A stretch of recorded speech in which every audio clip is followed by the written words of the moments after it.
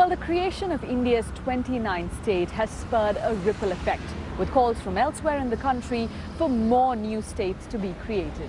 It's also fueled a debate about whether smaller states can be better managed or are more economically viable.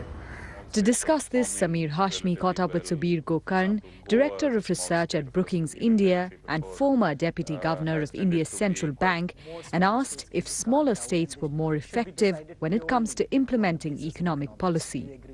Well, I think it's a very difficult proposition to generalize because clearly on many indicators we find that small states are performing relatively well.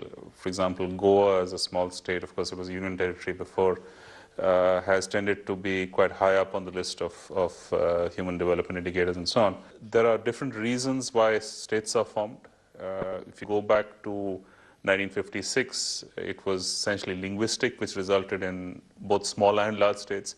And subsequently, we've had a number of rounds of bifurcation.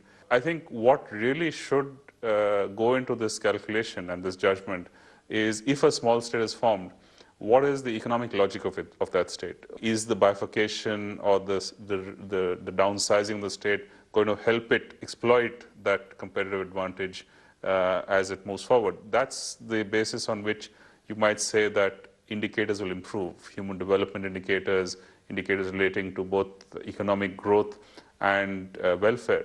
And if that's the basis of the state formation, then I think it makes sense. Many people are saying that there's a need to create a states reorganization commission so that more smaller states can be carved out, and this should be decided purely on the basis of economics. Do you agree with that?